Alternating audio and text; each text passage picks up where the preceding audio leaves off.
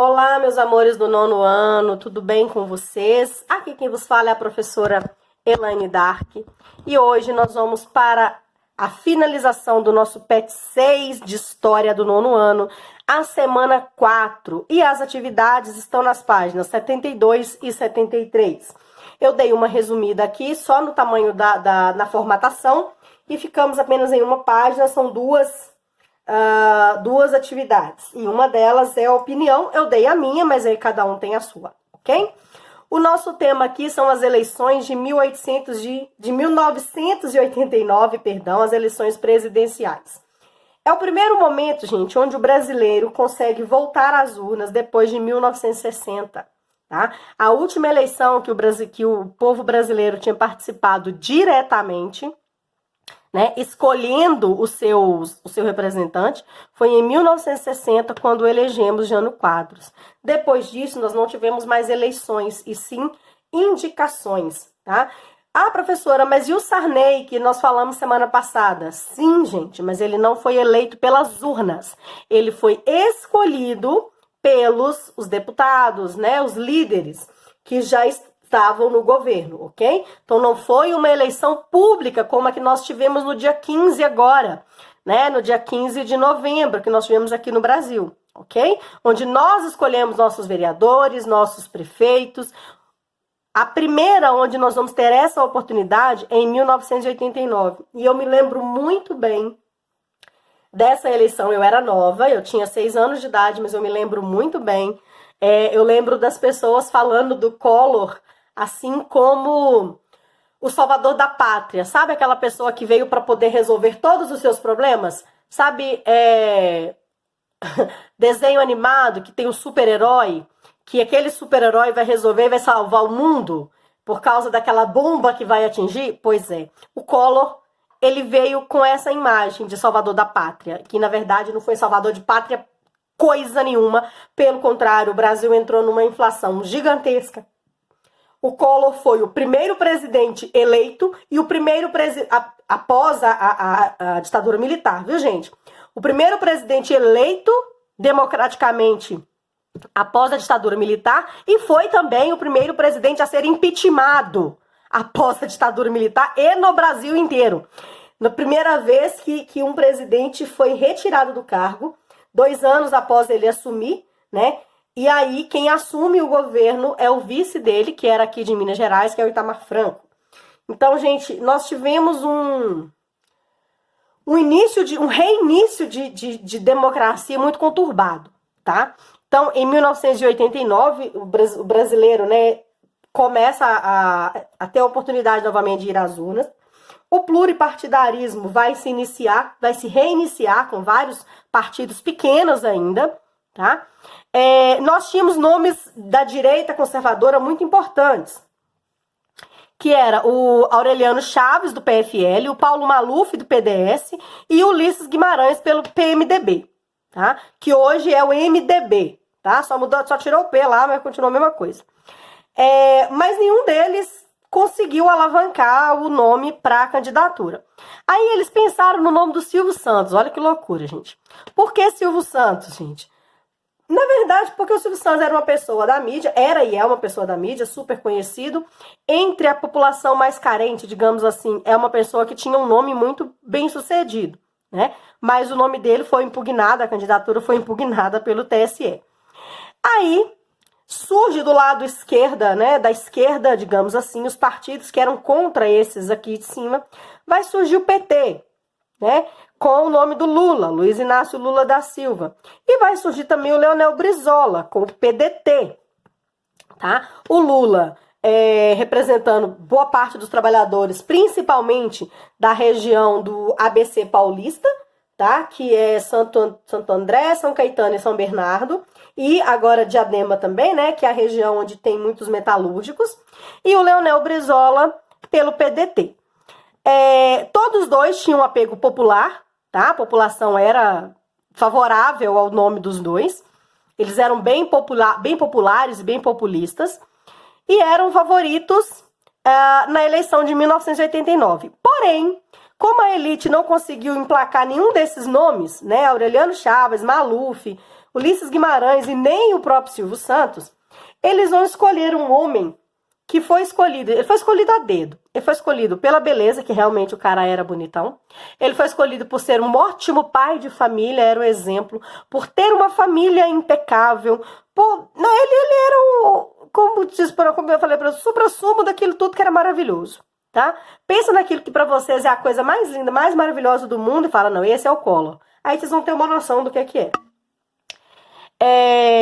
Aí a elite conservadora, que estava morrendo de medo dos esquerdistas, no caso do Lula e do Brizola, que tinham partidos diferentes, mas poderiam se aliar, tiveram a ideia, falaram, pô, vamos concentrar no nome de uma pessoa. Acharam então Fernando Collor de Mello, que era do PRN. E ele tinha um discurso maravilhoso, né, de moral, de ética, de religião. Ele criou esse slogan, Caçador dos Marajás, vou acabar com a corrupção. Gente, parece que eu tô falando de hoje, que loucura. Vou acabar com a corrupção na política brasileira, não vai ter mais roubo, não vai ter desvio de verba. Gente, mas isso foi em 1989, viu, gente? Não vou confundir com 2020 não, tá? Com apoio financeiro de grandes empresários, igual a gente vê hoje em dia, e da grande mídia, principalmente na Rede Globo. Gente, eu não sou contra a Rede Globo, não sou a favor da Rede Globo, eu não tenho opinião nenhuma sobre... Aliás, eu tenho. A minha opinião é, se você não gosta, muda de canal. Se você não gosta de nenhum dos outros canais, liga a televisão e pega um livro e vai ler. Tá? Ninguém é obrigado a assistir aquilo que não quer. Por isso os canais são livres, são abertos. Você assiste aquilo que você quer. Tá bom? Então, eu não sou contra e nem a favor. Eu sou da opinião de que, se você não tá gostando, muda de canal. Se você não gostou dos outros, vai ler. Ou então vai dormir, vai trabalhar, vai fazer qualquer outra coisa. Só que nessa época, em 89, a Globo, principalmente a Globo, tá, gente? E os grandes empresários vão apoiar o Collor. Ah, mas as outras emissoras não apoiaram? Sim, apoiaram. Mas a Rede Globo é a maior emissora do país e ponto final.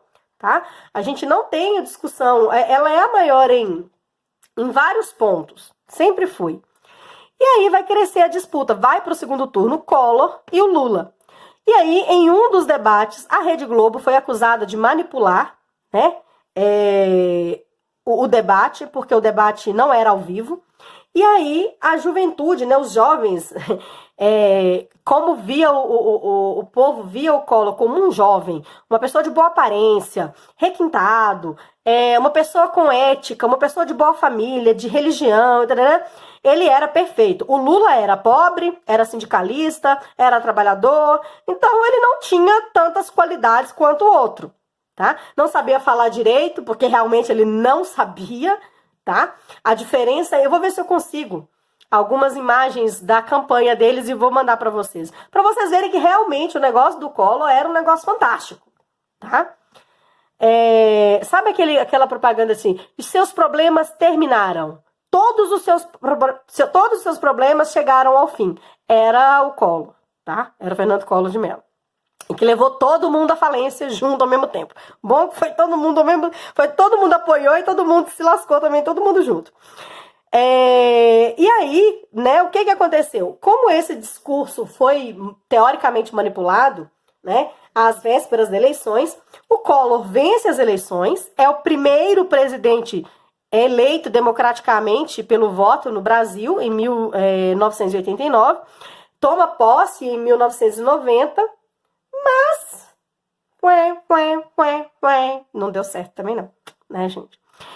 Mas a gente vai tentando, né? A gente tá numa democracia para isso mesmo, é para errar e correr atrás dos erros e tentar corrigir, ok?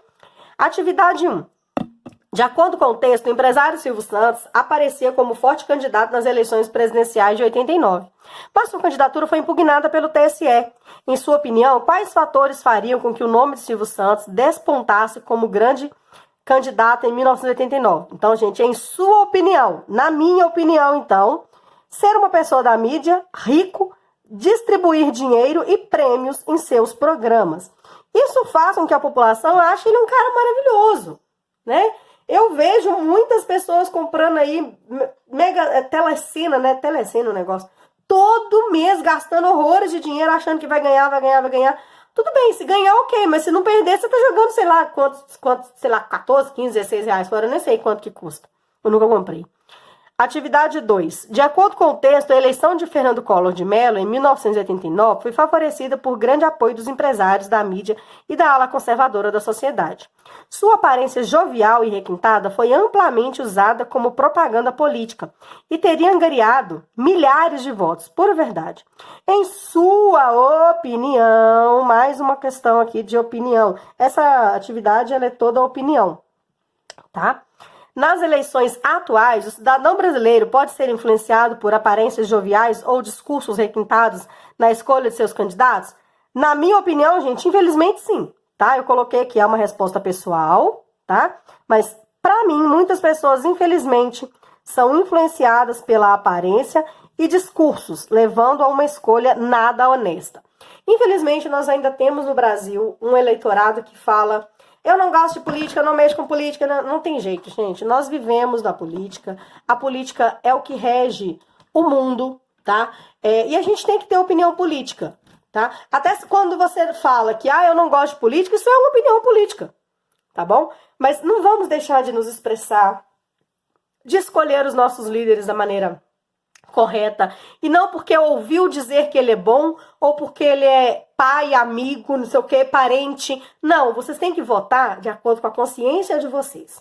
Vocês têm que votar naquilo que vocês acham que é o melhor para a sua cidade, para a sua escola, para o seu estado, para o seu país, tá bom? Então, encerramos por aqui o nosso PET 6, a semana 4 de História. Abraços, fiquem com Deus, até a próxima. Estou à disposição de todo mundo, ok?